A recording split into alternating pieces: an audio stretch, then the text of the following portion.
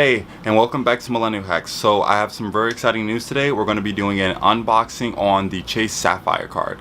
Not the Sapphire Preferred, but the Sapphire card. So a little story about this card is that I actually downgraded my Sapphire Preferred because it was no longer of use to me at the time, and I just didn't feel like I needed it. So I decided just to downgrade it, and to stop the $95 annual fee from happening, I downgraded into the Chase Sapphire. So we're going to show you that unboxing today and see how it looks. The difference between the Sapphire card and the Sapphire Preferred is that this one has no annual fee. I'm going to do a later review video on the whole entire card and more in depth basically. But for now, let's just get into this and this unboxing. I'm very excited for it. Alright guys, so once again we are unboxing this, and nothing has been opened before. This is a fresh unboxing of the Chase Sapphire card. So first, let's get a glance at what we get. Chase Sapphire, as you can see, doesn't have the Preferred on it. And then you basically get a little card member agreement, or basically shows you your rewards that you're going to be getting. Next, we have some guide to benefits. Very important to guide to benefits. This basically shows you, like, it's still a Visa signature, obviously, because it's over 5,000 on a credit limit, and it just shows you roadside dispatch. So little benefits that you would get with this regarding checked bags, child dependents, and everything like that. I don't have kids, so it doesn't really matter.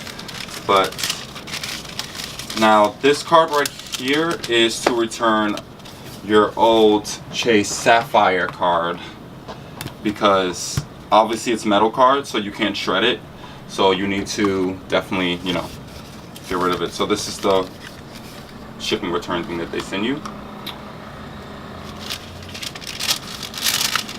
Alright, so now we're going to get into this card.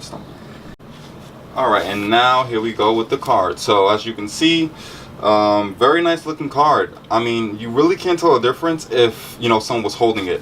I may say that the Chase Sapphire card is definitely a lot more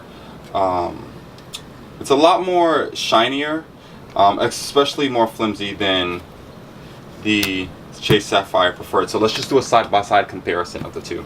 So this is the Preferred and this is the Chase Sapphire card. Obviously, as you can see, it's a little bit more shinier, definitely a little bit of a lighter colored blue than the card, so just to give you guys a more of a close-up look to it, that's just how it looks.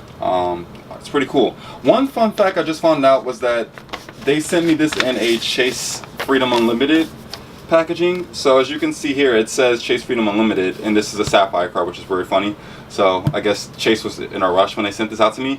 They gave me this card. I told them to rush it, so it got here in about 1 to 2 business days, but it didn't come in priority shipping like it would normally do.